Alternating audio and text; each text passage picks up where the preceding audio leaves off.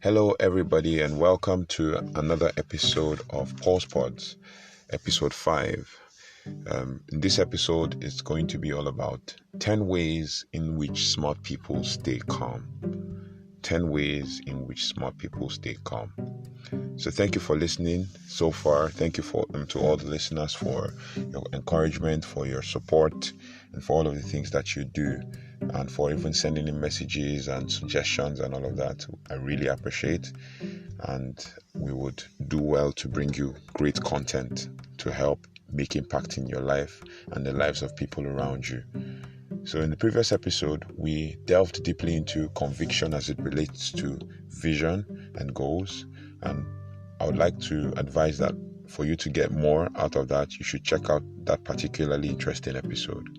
So this episode is going to take another deep dimension, and I stumbled upon this while researching, and I found an emotional intelligence professional in the person of Dr. Travis Bradberry. I found this on LinkedIn, and I found out that he is a co-author of Emotional Intelligence 2.0, and he's the president of Talent Smart. Before we dissect what he said, let's do a bit of a background.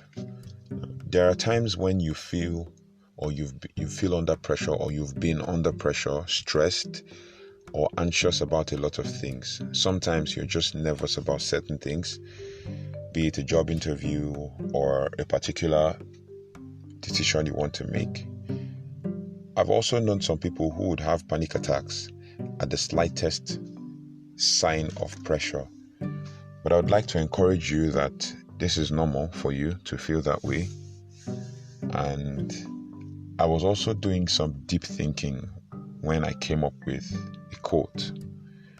And it goes like so. You are allowed to feel a certain way. After all, you're human. But what matters is your response to your feeling in any situation you find yourself. And this podcast is actually born out of that. It is imperative that you control what you think about, because you are what you think. Your thoughts have the energy to become reality. Now, according to Dr. Bradberry, your ability to manage your emotions and remain calm under pressure has a direct link to your performance. A Talent Smart research conducted about top performers found out that 90%, that is over 1 million people who are top performers, are skilled at managing their emotions in times of stress in order to remain calm and in control. Stress is dangerous, and you are at risk of a heart disease, depression, or even obesity, and a decreased cognitive performance. So unless you are under pressure, from being chased by a lion, the stress you feel is subjective and therefore under control, or under your control, as the case may be. Just like top performers, you need to develop coping mechanisms for stressful circumstances, and this will in turn lower your stress level despite what is happening in your environment. Therefore, you experience intermittent stress and even shorter stress periods. The first of the 10 ways in which smart people stay calm is to appreciate what you have. Contemplating what you are grateful for isn't just enough. It's not even just the right thing to do, but it definitely improves your mood and keeps you seeking more. So just like the last episode, if you wanted more, your victories would challenge you for more. Your victories will challenge you to go for more. Your victories will challenge you to do more. Now, avoid asking what if. These are the things that make us go all negative about what we are supposed to be doing. I know someone whom, if you tell him or her about something, that is supposed to be in the positive direction, they would quash it almost immediately at the slightest opportunity they get. And that's too much negative vibes. Now, what if actually throws fuel on the fire of stress and worry? So things can go in a million different directions, and the more time you spend worrying about the possibilities, the less time you spend focusing on actions to take control,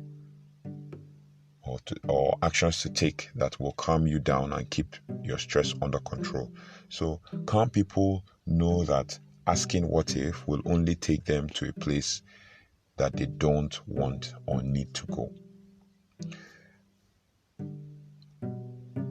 On the third note, stay positive.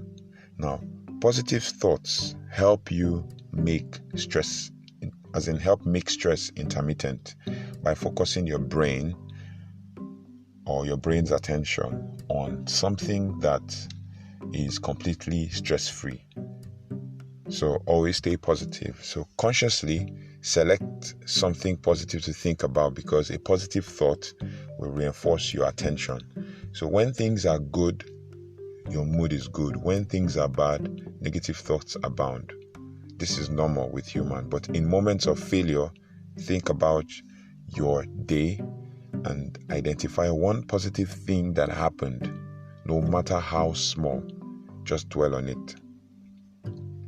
Focus on your past victories and build a positive mindset and drive from there.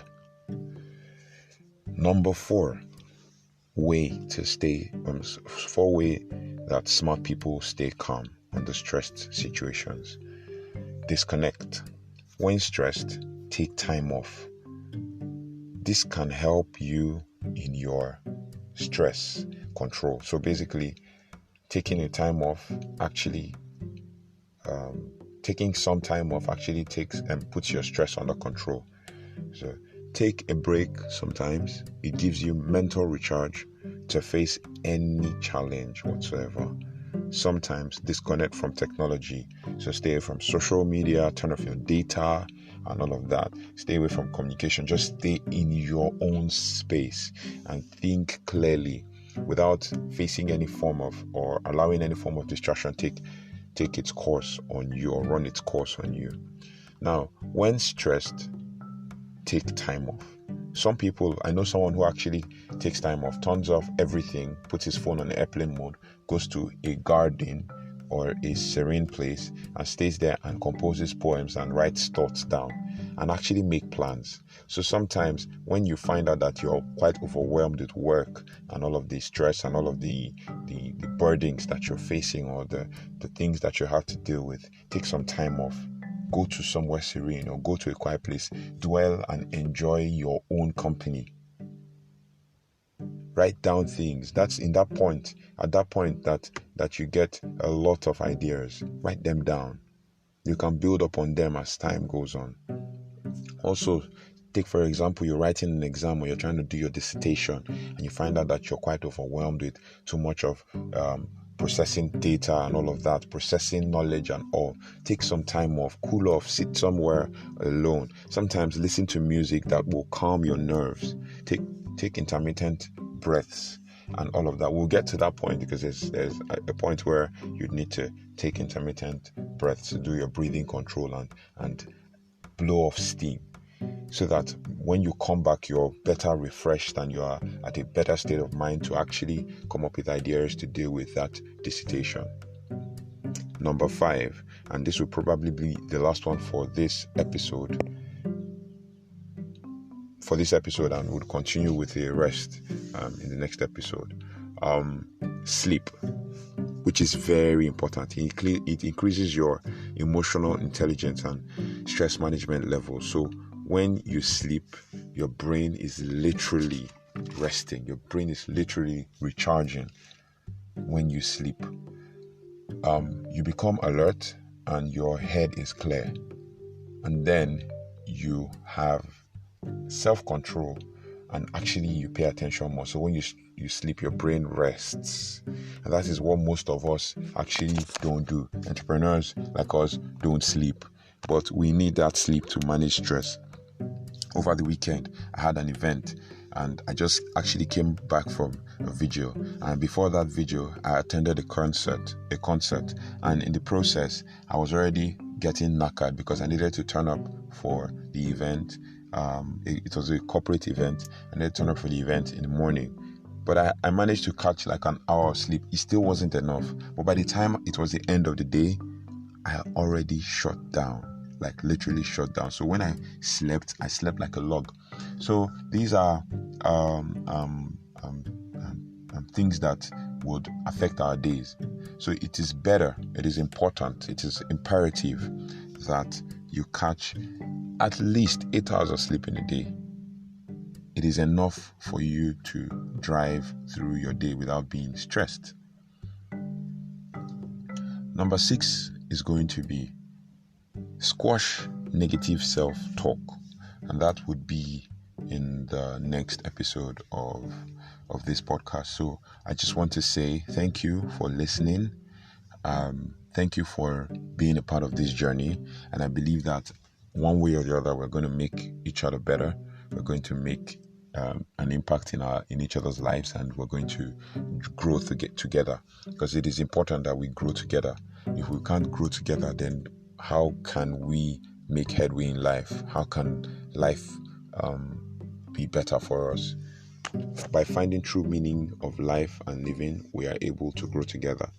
So if I have a service to render, for example, and you have the finance to pay, you have helped me grow. And if you have a service to render and I have the finance to pay, I have helped you grow. That way we grow together. It's like a symbiotic relationship. So thank you for helping me grow. Thank you for helping Pulse Pods grow. It's listening base, and whatever happens, try as much as possible to send in a comment or a recommendation or something that will help improve this podcast. God bless you. God bless your heart. And thank you for listening. See you on the next one.